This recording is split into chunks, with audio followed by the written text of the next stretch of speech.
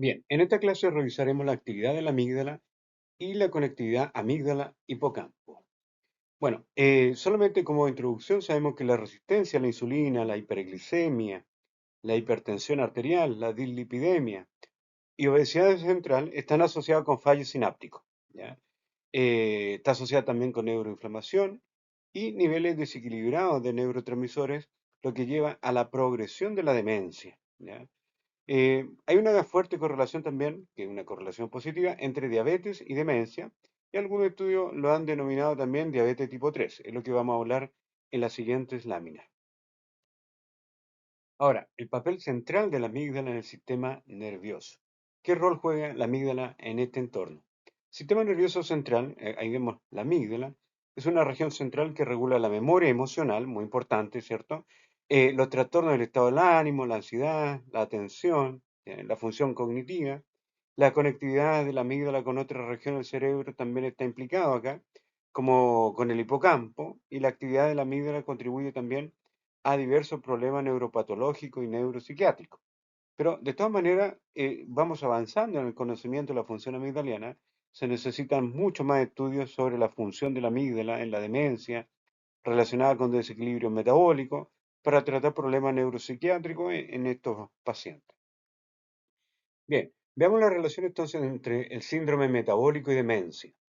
Síndrome metabólico se caracteriza por hipertensión, elevación de la glucosa en sangre, ¿ya? Vemos también un bajo nivel de colesterol HDL, alto triglicéridos, una aumentada circunferencia de cintura, ¿ya? Y la incidencia del síndrome metabólico, que incluye obesidad, diabetes y estos trastornos que hemos visto, también se incluye la enfermedades cardiovasculares, sigue aumentando en todos los grupos etarios. La demencia se divide en cuatro subgrupos. Tenemos la enfermedad de Alzheimer, demencia vascular, demencia con cuerpo de Lewy, demencia frontotemporal, y están asociadas con déficit de comunicación, agnosia, ¿cierto? Pérdida de memoria, apraxia en algunos casos, juicio deteriorado y problemas psiquiátricos. Entonces, vemos acá una correlación también, y algunos estudios recientes destacan una correlación positiva entre diabetes mellitus tipo 2, ¿ya? Y la progresión de demencia basada en mecanismos patológicos similares, como son la dislipidemia, pérdida neuronal, disfunción neurovascular y resistencia a la insulina. Bien, la conectividad de la amígdala es ultra importante. Tenemos acá los pasos de la memoria emocional. La amígdala es un centro principal que inerva las regiones del cerebro involucradas en esta etapa. Conexiones neuronales, la interacción entre la amígdala y el hipocampo está fuertemente relacionada, ¿ya?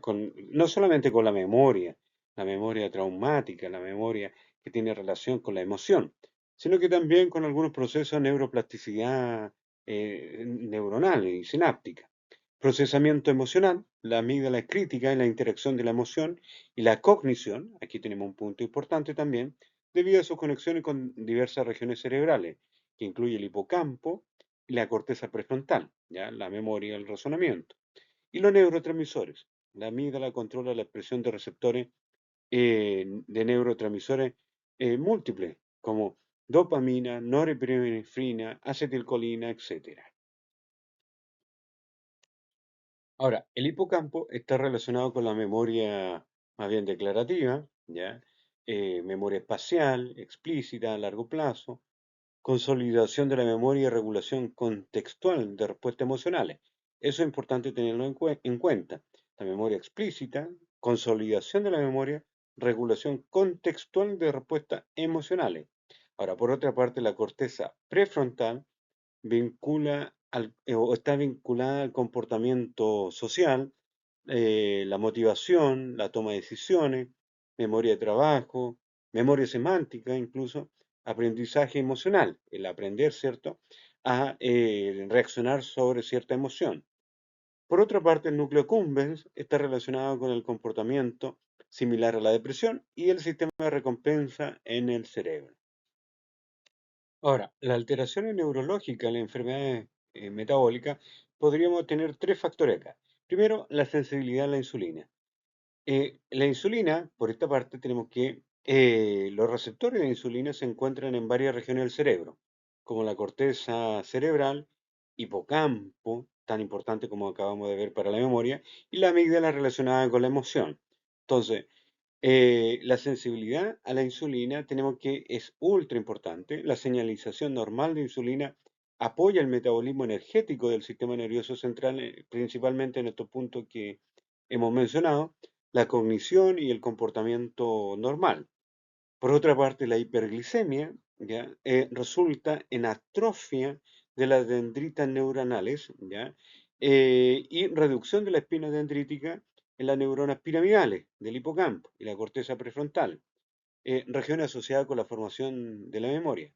Y finalmente tenemos que las alteraciones de neurotransmisores en hiperglicemia se va a generar una alteración del metabolismo de estos neurotransmisores como la serotonina, ¿ya? La norepinefrina, sustancia P, somatostatina y neuropéptido Y, ¿ya? Resultando en alteraciones en la cognición, apetito incluso, percepción del dolor y comportamientos progresivos. Bien, resistencia a la insulina y función cerebral. Hay tres puntos importantes que podemos destacar acá. Señalización de la insulina. Ya, la insulina cerebral regula el metabolismo energético, la plasticidad sináptica, en el fondo, toda la actividad cerebral está mediada por una correcta actuación de la insulina a nivel celular, ya para la formación de energía y ATP. Los efectos de esta resistencia también va a provocar una disfunción en la formación de neurotransmisores y en el fondo la función cerebral tanto a nivel celular como fisiológico, ¿ya? Entonces, la resistencia a la insulina representa un vínculo crucial entre la enfermedad metabólica y la disfunción neurológica, afectando especialmente regiones cerebrales implicadas en un alto consumo energético, como la cognición y procesamiento emocional, ¿ya? La resistencia a la insulina, ¿ya? Así como cualquier problema que se vea representado en la unión receptor-insulina, ¿ya? Va a desencadenar un déficit de energía y en consecuencia problemas de memoria, trastorno del estado del ánimo, en pacientes, eso se ha visto también en pacientes con diabetes mellitus tipo 2, ¿ya? En donde los pacientes tienen un estado de anedonia permanente en algunos casos, también se ha visto que la dieta alta en grasa induce resistencia a la insulina, principalmente en el núcleo central de la amígdala, y dañan proyecciones eferentes de la amígdala hacia varias áreas del cerebro para regular respuestas conductuales, tanto en el hipocampo como en la amígdala, y la señalización de la insulina, la expresión de receptores de insulina y la expresión de receptores, como por ejemplo receptores del factor de crecimiento tipo insulínico 1, ¿ya? Modulan el metabolismo celular. Y los patrones neuroconductuales, los comportamientos del estado del ánimo y la cognición se ve fuertemente afectados por esto. Entonces, hay un impacto neurológico importante. La disfunción de la señalización de la insulina contribuye a la neurodegeneración, finalmente, alteración de la conectividad entre amígdala e hipocampo. También ahí podemos mencionar la corteza prefrontal con un deterioro cognitivo progresivo. Bien, ¿qué función tienen los lípidos en el cerebro? Primero, los lípidos tienen múltiples funciones, incluyendo la diferenciación celular, la homeostasis metabólica, en fin, muchas funciones, sabiendo también que forman parte de la membrana plasmática de cada una de nuestras células. Por otra parte, lo que hemos visto es que efectos de dietas altas en grasa, principalmente lo que hemos visto en enfermedades metabólicas como la obesidad, diabetes tipo 2, que una dieta alta en grasa resulta en altos niveles de ácidos grasos saturados y causa resistencia a la insulina, afectando negativamente la actividad de la amígdala. Aquí estamos viendo ácidos grasos saturados. ¿Qué pasa con los ácidos grasos poliinsaturados? Lo que se ha visto y lo que se ha informado en el fondo, hay múltiples estudios que lo han documentado, que una intervención dietética de suplementación con ácidos grasos poliinsaturados, como el omega 3, ¿ah?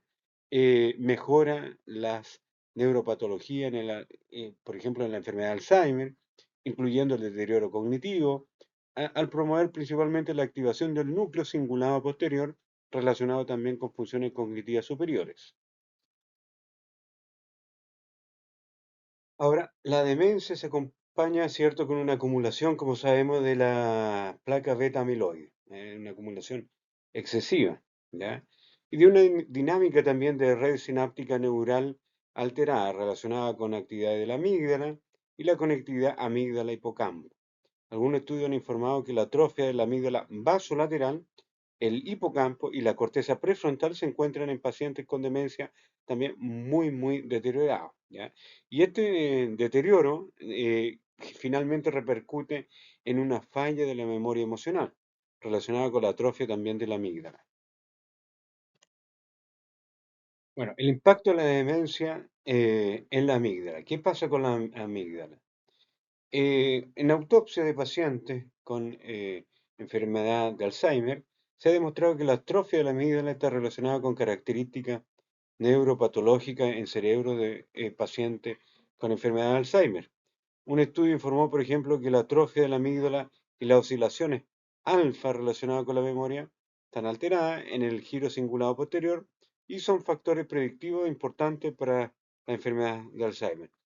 Estadísticamente sabemos que hay aproximadamente 55 millones de personas que han sufrido demencia o sufrieron más bien demencia el año 2020, 55 millones de personas, y una cifra no menor.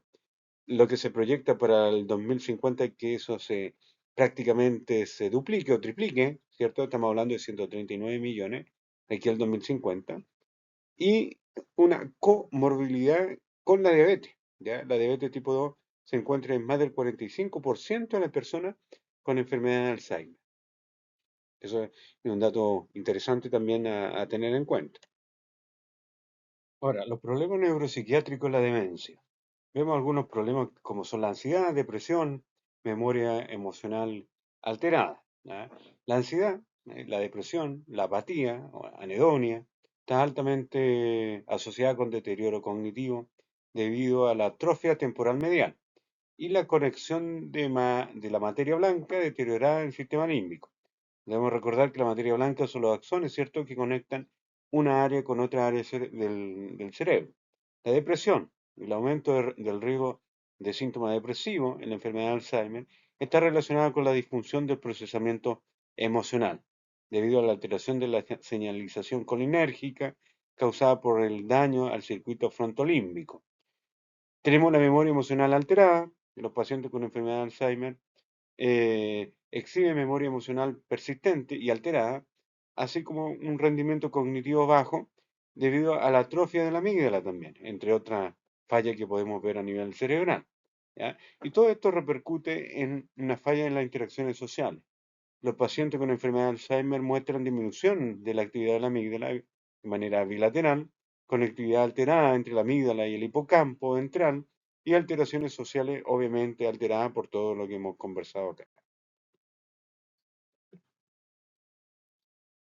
Entonces, aclarando este panorama que ya hemos estudiado, vemos que varios estudios han sugerido que los pacientes con enfermedad de Alzheimer exhiben receptores de insulina y receptores de IGF-1 reducidos, una baja concentración de receptores, y una distribución anormal de estos dos receptores en diversas regiones del cerebro. Y con respecto a la neurogénesis reducida, también es debido a lo anterior. No hay formación de ATP, no hay buena comunicación receptor con insulina, etcétera. Entonces, una mala señalización de insulina y el factor de crecimiento insulínico tipo 1 resulta en una disminución de la neurogénesis hipocampal, por falla también del metabolismo energético, y el inicio de la enfermedad de Alzheimer y la progresión de trastornos psiquiátricos se ve influenciado por este mismo punto, que es la falla en la obtención de energía. ¿Ya? Alteración de neurotransmisores. Vemos que la deficiencia de insulina influye también en la señalización de GABA en neuronas hipocampales y neuronas catecolaminérgicas, en modelos de enfermedad de Alzheimer que se han estudiado en diversos modelos experimentales animales, afectando la función finalmente cognitiva. Bien, algunos puntos importantes entonces. La importancia de la amígdala es crucial, principalmente en los procesos de memoria afectiva, ¿ya? Hay una conectividad alterada, ¿ya? Entre la amígdala, el hipocampo, ¿ya? Se ve muy afectada también durante la demencia senil, ¿ya? Hay un deterioro de la memoria episódica y emocional, Y durante la resistencia a la insulina, la señalización que está alterada contribuye a la hiperfosforilación de tau, ¿ya?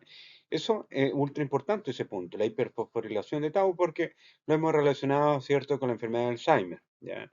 La formación de placas beta amiloide y fallo sináptico también que uno ve en la estructura amigdaliana. Entonces, el enfoque terapéutico va por la modulación de la actividad de la amígdala, que puede ser un enfoque terapéutico novedoso para tratar diversos problemas neurológicos en la demencia relacionada con la enfermedad metabólica, pero hay que tener en cuenta que este enfoque tiene que estar muy bien diseñado porque la alteración amigdaliana es más bien, desde mi punto de vista, una consecuencia más que una causa, ¿ya?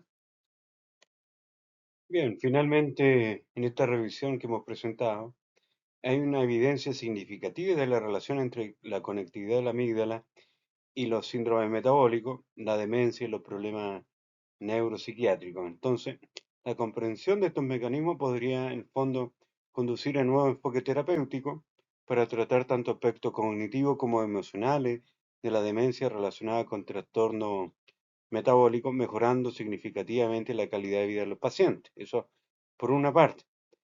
Mientras que otros estudios sobre la demencia se han centrado solo en el hipocampo, que está involucrado en la habilidad cognitiva, se necesita un análisis más expandido del área de la amígdala, como lo hemos visto acá, para entender de mejor manera todo este panorama que se ve afectado con estas enfermedades metabólicas, funcionamiento cerebral, relacionado también con la enfermedad de Alzheimer.